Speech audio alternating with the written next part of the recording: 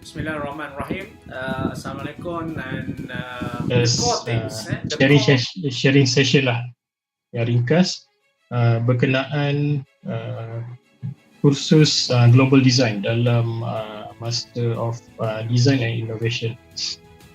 Okey, jadi saya terus pada slide presentation.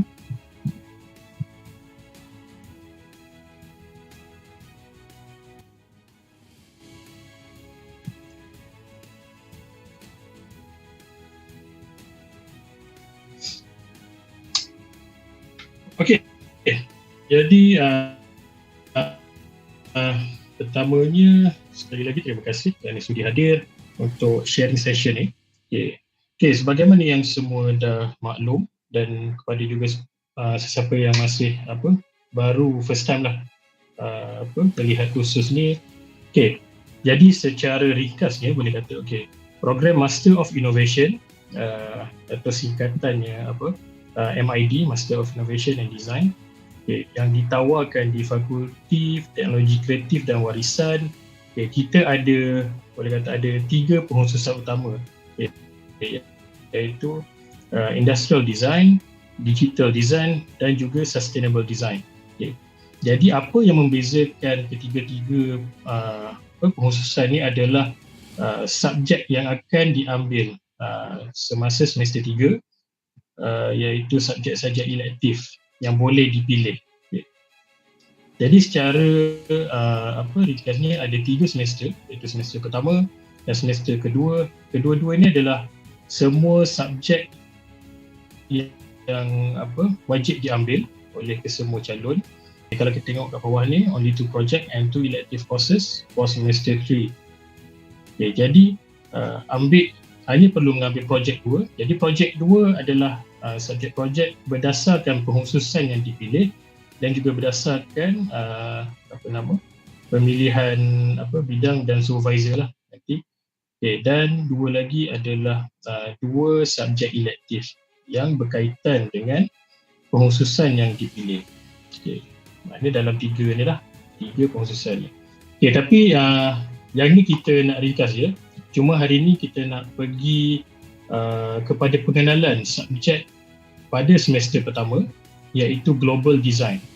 Jadi secara dasarnya apa yang kita akan belajar lah, dan apa perspektif yang akan kita ketengahkan dalam pembelajaran Global Design tersebut dalam kelas yang akan belajar tersebut lah.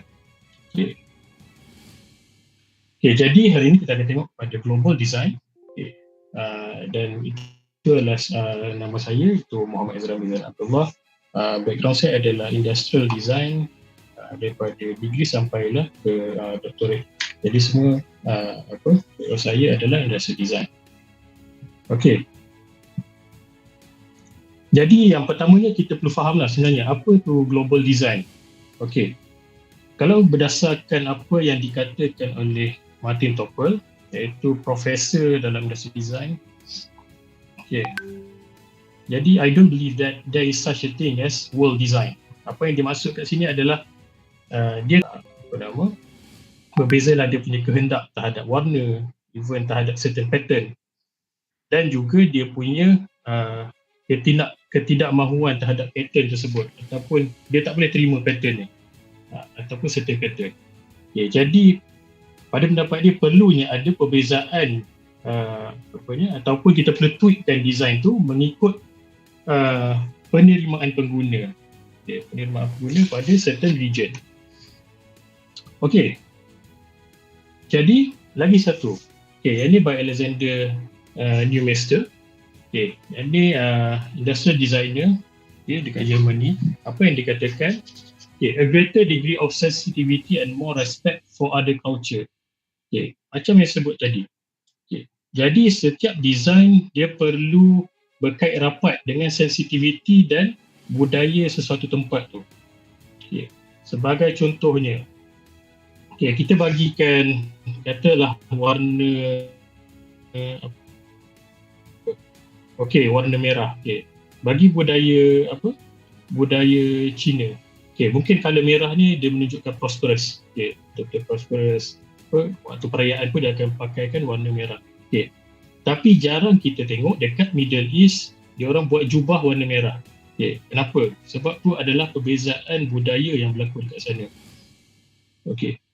Yang tu berdasarkan penetration market pula lah.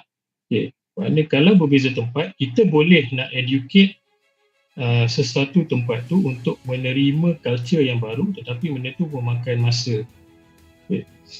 So jadi secara ekonomi dia, jadi kita perlu mengikut apa sensitivity yang ada kat situ dan juga apa culture yang bermain dekat region tersebut lah. Okey, jadi dan dia juga kata kita tak perlu penuhkan dunia ni dengan produk yang sama. Jadi kita perlu ada variety of product. So variety of product ni sebenarnya adalah satu keindahan. Satu keindahan. Kita perlu menerima perbezaan produk yang ada dan juga sizing yang ada. Sebagai contohnya, kalau kita nak jual katil dekat US, katil dekat US dia punya sizing confirm lebih besar daripada kalau kita nak jual katil dekat Korea ataupun Japan. Sebab kita tengok dia punya ukuran saiz badan pun berlainan. Jadi produk yang kita perlu hasilkan adalah berdasarkan kawasan yang kita nak market yang kita nak tembusi lah. Ada tiga poin penting dalam macam mana kita nak globalizekan produk yang kita hasilkan. Yang itu kita akan pergi dalam slide seterusnya lah. Kita try tengok dulu beberapa contoh. Okey, kalau kita tengok yang ni adalah gambar satu konsep car daripada Mazda, iaitu Mazda Furai. Kalau kita tengok konsep car ni dia masih relevan sampai sekarang. Kalau kita tengok dia masih nampak conceptual, walaupun sebenarnya konsep car ni dah first time ditayangkan dekat Auto Show Detroit pada 2008. Pada 2008. Tapi dia launching pada 2007.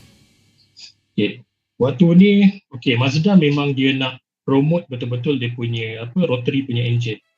Satu lagi fungsi designer adalah dia nak fungsi design adalah untuk menjual teknologi dengan cara yang paling efisien, iaitu dalam package yang cantik lah. Jadi teknologi tu berada dalam objek tersebut. Jadi designer ni perlu fikir macam mana dia nak combine semua teknologi ni dalam satu package yang betul-betul cantik. Sebab kecantikan ni ataupun rupa bentuk adalah perkara pertama yang akan dilihat orang. Jadi cantik, dan baru dia akan pergi tengok apa spek dia. Jadi design tu amatlah penting.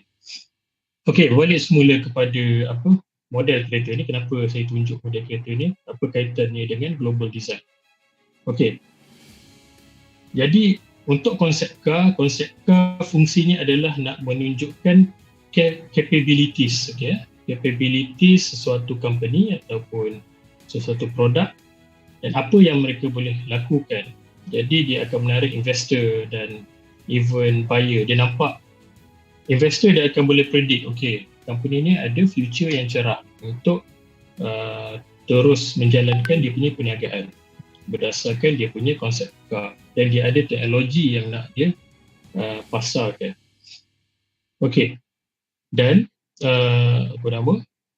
design ni kalau kita tengok sini, design dia memang agresif. Memang agresif dan memang betul-betul konsep lah. Dan pintu semua terbuka ke atas. Tapi dalam konsep global design tadi, yang saya dah terangkan sebelum tadi, dia perlu mengikut sesuatu sesuatu region punya demand, dan dia perlulah mengikut kehendak semasa dan juga capabilities production. Jadi macam mana dia punya flow? Yang ni dia dah dihasilkan, tapi yang ni dia tak jual. Tapi apa yang dijual adalah produk yang macam ni. Dia ambil certain elemen daripada, ni pun kereta Mazda, Mazda 3 fastback belakang.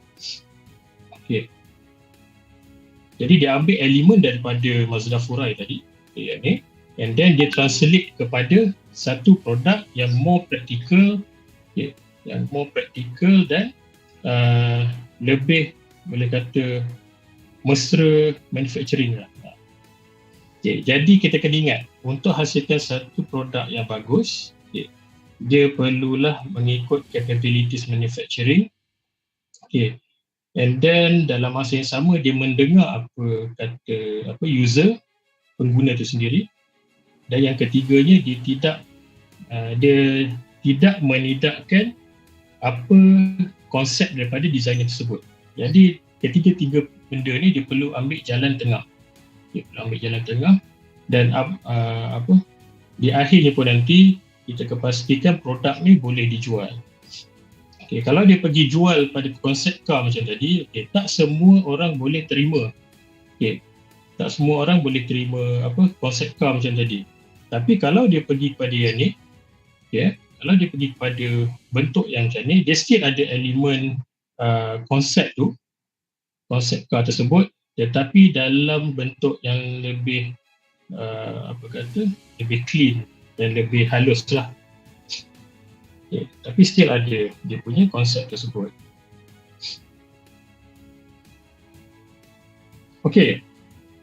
Yang ni adalah lagi satu contoh yang sebenarnya pada saya paling menarik, yang menunjukkan pentingnya dalam kita nak membentuk satu global design, satu global design yang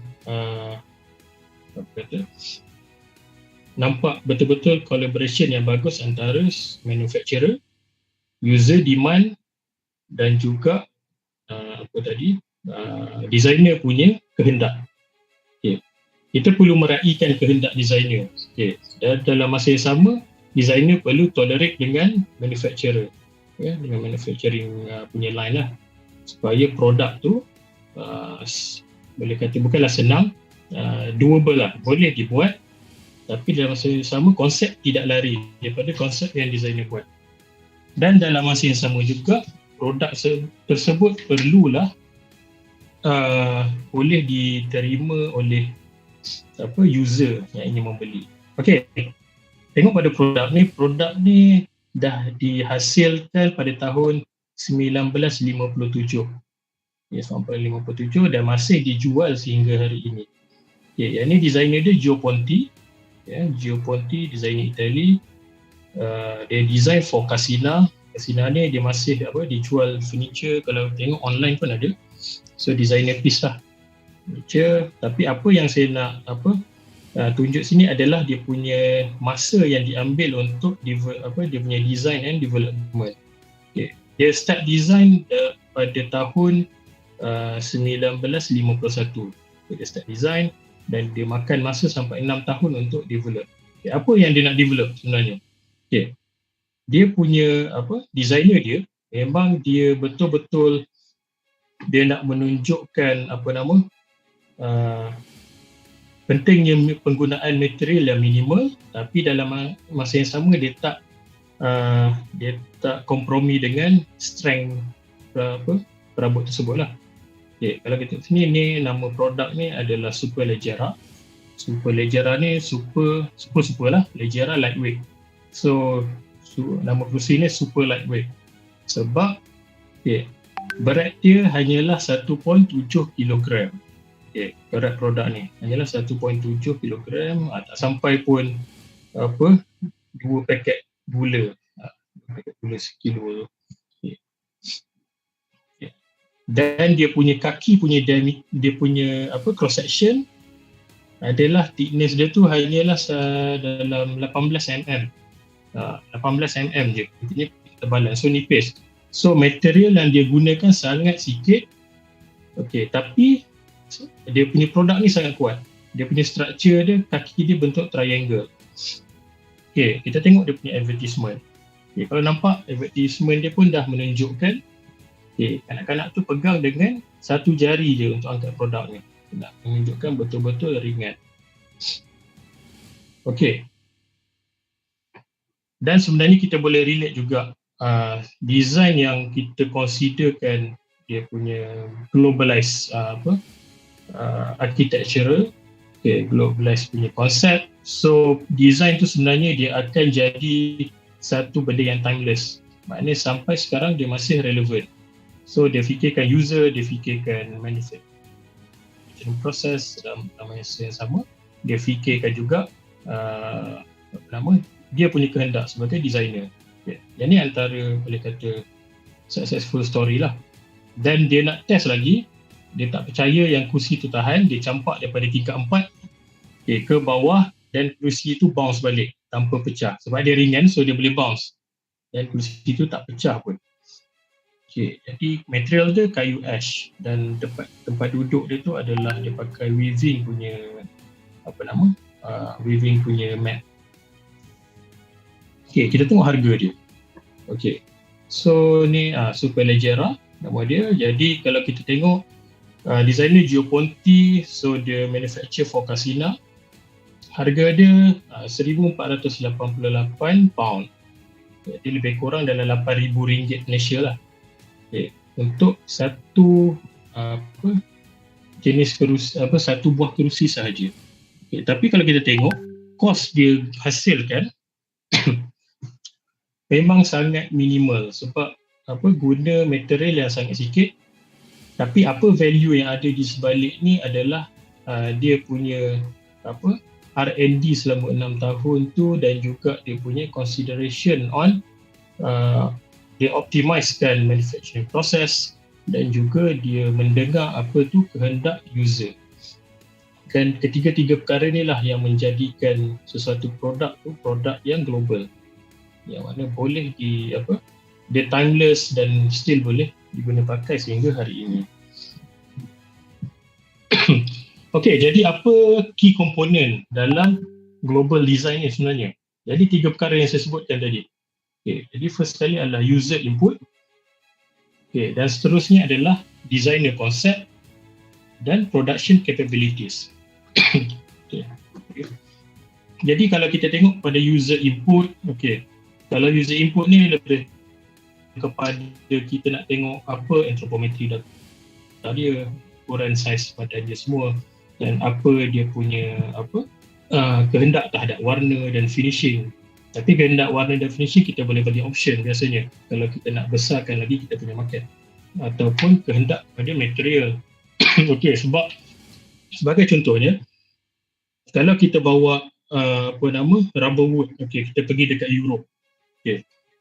Rubber wood memang tak boleh jual dekat Europe sebab rubber wood dia ada bad reputation dekat sana. Sebab macam mana cara kita handle untuk treatkan rubber wood tu, kita ada pakai formaldehyde lah dan kita ada pakai certain chemical yang tidak dibenarkan. Jadi dia orang menganggap rubber wood ni tak bagus lah. Tapi berlainan pula kalau kita pergi Korea ataupun kita pergi Japan. Korea masih banyak rubber wood yang digunakan dalam produk even pun produk middle semi premium diorang, belum premium lagi. Still ada dijualkan, dan kalau dekat Jepun pun boleh masuk rubber wood tetapi yang hanya grade A sahaja. Jadi even material ataupun color, semua ni berdasarkan user input. Yang tu pentingnya globalization on design ni, dia tidak boleh berlaku secara universal. Kita sebenarnya tak boleh pun pakai universal punya satu design untuk satu dunia. Tak boleh. So adalah lebih tepat dia berdasarkan region yang sesuai lah. Dan seterusnya designer konsep. Designer akan sentiasa mengeluarkan konsep-konsep yang sebenarnya susah untuk dibuat oleh production. Dan production biasalah dia akan bergaduh dengan designer. Tapi yang bagusnya macam kes kerusi Superleggera tadi, designer dia betul-betul discuss dengan production punya line untuk dapatkan satu kata sepakat yang betul-betul cantik untuk hasilkan satu produk yang mengikut kehendak user. Dan untuk production capabilities, untuk production capabilities kita kena tengoklah. Designer kena tahu production punya capabilities, sama ada kilang ni dia boleh potong 45 punya angle ke, ataupun kilang ni dia ada mesin apa jenis jointing yang dia boleh buat, dan apa material yang dia ada, berapa thickness material yang dia ada. Okay. Semua tu designer kena tahulah untuk menghasilkan satu produk yang bagus dan memastikan production jimat cost lah sebenarnya. Okay, production tu jimat cost dan apa-apa pun sebenarnya berbalik kepada profit. Okay, bila kita design satu benda untuk pastikan company tu run, dia perlu hasilkan satu benda yang profitable. Okay, jadi sesudah yang ni globalization, so ada 3, user input, designer concept dan production capabilities. Kalau kita tengok yang ni adalah ergo aesthetic framework yang dia menerangkan ketiga-tiga elemen tersebut. Kalau kita tengok partial yang pertama, yang slash yang pertama ni, dia ada 3 area. Ni saya tengok satu dulu. Kita tengok yang bahagian ni je dulu. Yang bahagian sini ini adalah mengenai visual assessment, iaitu semua perkara yang berkaitan dengan design and aesthetic. Aesthetic dengan design quality.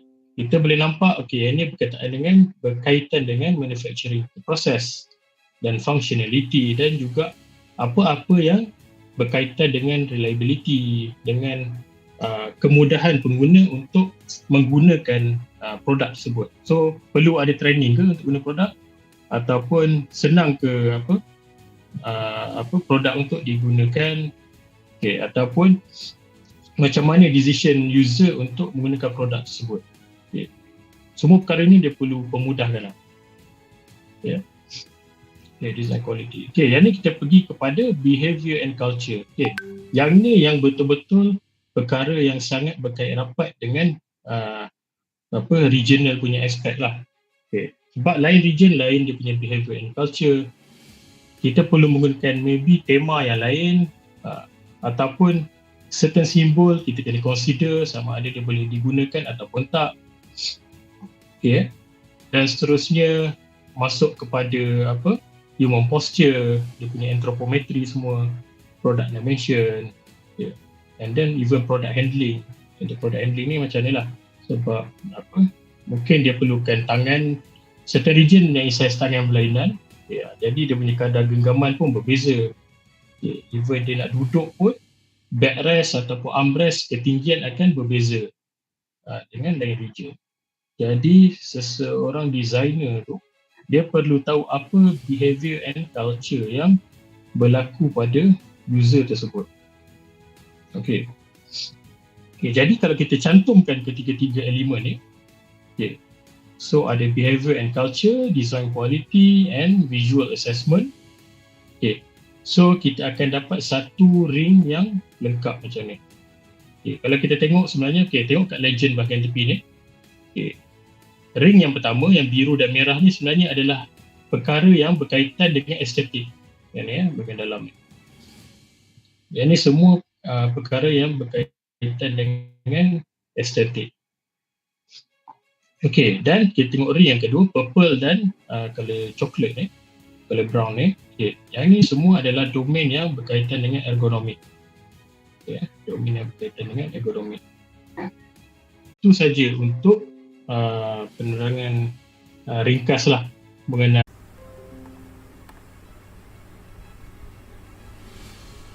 Tak ada soalan? Mungkin nak tanya bagi pihak bakal pelajar ke macam mana? Sebelum tu juga program kita ni, dalam kebanyakan kursus yang kita tawarkan di peringkat Master of Innovation and Design ni, kebanyakannya kita berdasarkan cumulative assessment. Kita tidak ada final exam yang bercorak bertulis ataupun secara khusus lah exam oriented. Kita menggunakan kaedah project. Project untuk kita sanakan, dan penilaiannya adalah secara berterusan. Itu yang antara keunikan lah program Master of Innovation and Design ni. Kalau dalam program master lain mungkin ada penilaian secara bertulis, tetapi kita khusus kepada projek.